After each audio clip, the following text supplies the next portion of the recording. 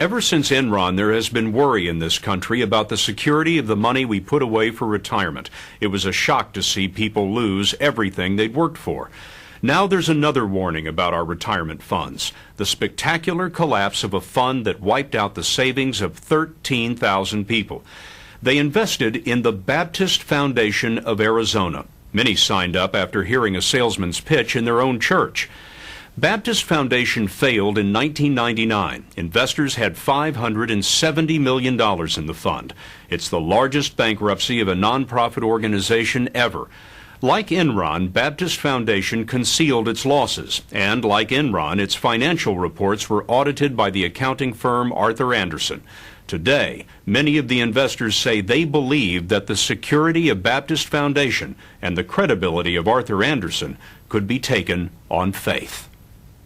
For how many of you did your investment represent all or most of your life savings? That's all we had. Ray Burns, Charlene Loy, Ernie Campbell, Frida Sanders, and Diana Francis are typical investors in Baptist Foundation of Arizona. I had 250,000. We have 90. 90,000. 86,000. 700,000. $700,000. Well, I had $35,000 at the point of bankruptcy. But Thousands of investors lived on monthly checks from Baptist Foundation, the interest on their investments. Then, 3 years ago, the checks stopped coming. Frida, when you got this letter that said they were broke, I mean, you must have thought, wait a minute, this was Impossible, impossible. Because everyone said they'd been in business so long, they would no way, you know. You'll understand her shock when you see Baptist Foundation's pitch. Not one investor has ever lost a penny of their investment or the interest they earned. But as the announcer spoke those words, Baptist Foundation was losing millions. The foundation had started back in the 1940s, paying a high rate of return and using some of the profits to build churches. But in the 1980s came new management. Under CEO Bill Krotz, shaking hands with the announcer, Baptist Foundation went completely, secretly broke. It was a series of bad real estate investments that ruined Baptist Foundation. But instead of admitting the losses, the foundation decided to hide them through fraud. Here's how it worked. Baptist Foundation sold its rotten real estate to a company called ALO. It moved the bad debts and the red ink off of the foundation's books and over to ALO. The trouble is, ALO was not really a separate company. It was created, financed, and controlled by Baptist Foundation itself. The real estate transactions were phony, just an accounting trick to make Baptist Foundation's books look good and erase the overwhelming debt.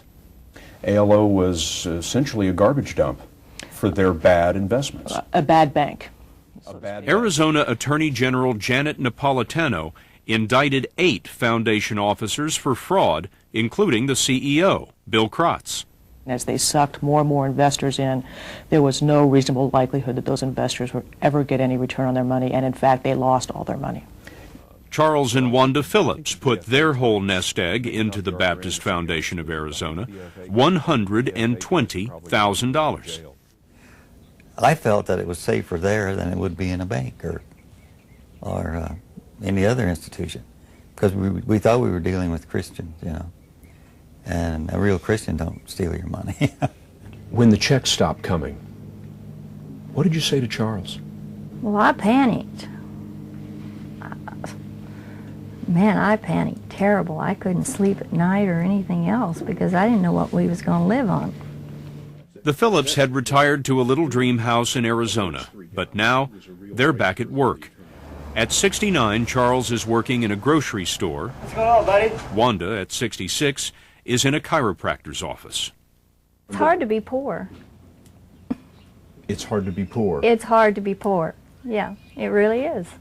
How did BFA manage to convince the investors that it was running a clean operation, a healthy operation? Every year they produced audits that said they were audited by a big 5 accounting firm. The audits were clean. Everything seemed hunky-dory. Audits by Arthur Andersen. Right. And that, Attorney General Napolitano says, is all Baptist Foundation needed to make the scheme work: the legitimacy of an independent audit to reassure investors. And in order to maintain our integrity in the marketplace, each year an independent audit is conducted by one of the leading accounting firms in the nation. The state of Arizona sued Arthur Andersen, claiming that, like in the Enron case, the accounting firm overlooked serious trouble and issued clean audits year after year. Is this incompetence or something much worse? I would say, at a minimum, it's willful ignorance. You know, if you keep your eyes shut, you're not going to see very much. But there were a number of warnings that Napolitano says should have been eye-openers for Andersen, starting with nothing less than a Baptist Foundation insider. Karen Pates was an accountant for the foundation, and more than 2 years before the bankruptcy, she had a crisis of conscience. In a deposition, she testified that she met with Andersen and explained the nature of Baptist Foundation's phony partner, ALO. And after Pates, the warnings just kept coming. A Texas Baptist group became suspicious, called Arthur Andersen, and said that they suspected the foundation was a fraud. Then a Phoenix newspaper ran a series of 13 articles that laid out the scheme in detail. Even Arthur Andersen's own internal documents described the foundation as, quote, a maximum risk client. But there was no hint of any of this in the public audit reports. Ed Novak represents Arthur Andersen. He is a lawyer defending Andersen in the Baptist Foundation suits. There is no way in corporate America to insure against a well-orchestrated fraud. That's simply not what the ordinary audit is designed to detect. And this was done in such a diabolically clever way that Arthur Andersen was no match and could not have figured it out. Arthur Andersen could have figured this out if the people who were perpetrating the fraud and then decided to provide some information had provided full and complete information. Novak says the warning from Foundation insider Karen Pates was just too vague to follow. You know, Mr. Novak, I think many people would understand if one warning went unheeded, or two, but 3, 4, and 5, and those are fire alarms going off. Mr. Pelley, all an auditor can do is what he or she is supposed to do with respect to each and every time an issue is raised in connection with the client. Collect the information, consider it, consult on it, reach a conclusion. Andersen's conclusion was there was nothing wrong with Baptist Foundation's financial statements.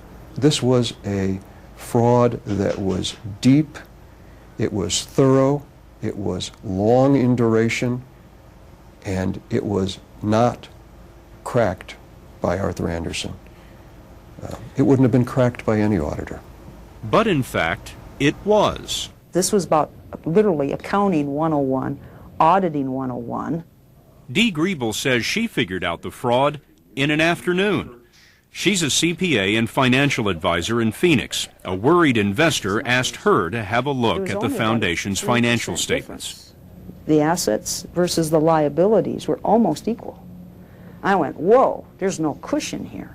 Griebel noticed that one of the foundation's biggest assets was a $50 million loan owed to it by none other than its phony partner, ALO. What you knew at that point was that if the $50 million loan was no good, You had a big problem. BFA was broke. Yes. So she did something that Andersen never did. She turned to the State Corporation Commission for ALO's financial records, public documents that anyone can get. I'll go to my grave remembering my emotional reaction. They had a negative net worth of about $106 million. And I went, whoa, I went and loaned these people a penny. So what did she do with her discovery? She called Arthur Andersen. She called Andersen's Chicago headquarters and called the Phoenix office twice. I made the message very blunt because I wanted to be sure to get their attention. You must withdraw your unqualified opinion immediately. the company's effectively broke. Call me. Andersen never called back. From the first warning until the end, Andersen issued 2 more clean audit reports, and Baptist Foundation took in another $200 million from investors.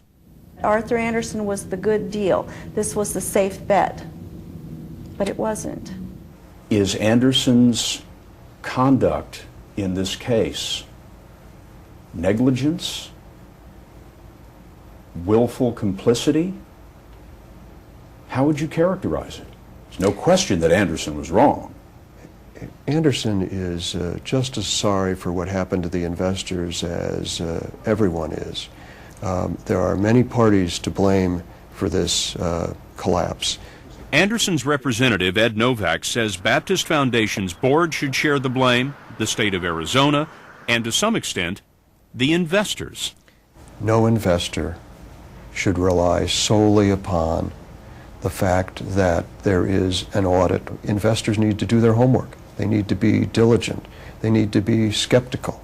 If I have to remain skeptical after looking at a clean Arthur Andersen audit, what's it for?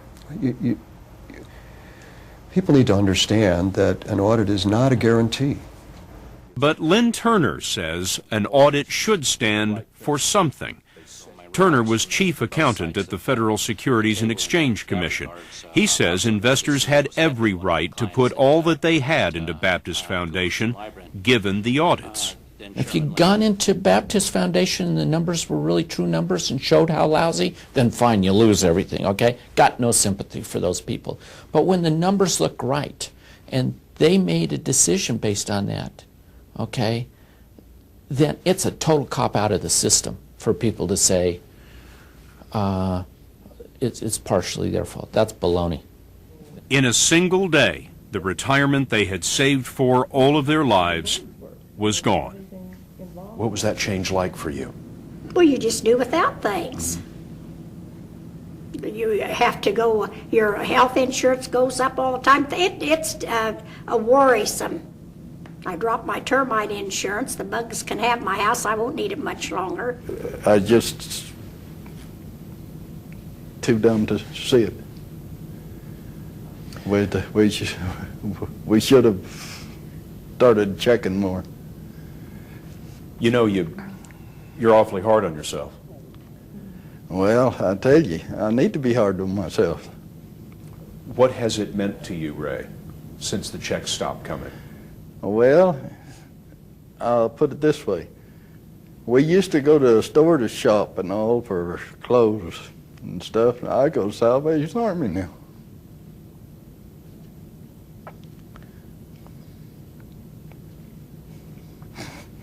It ain't right.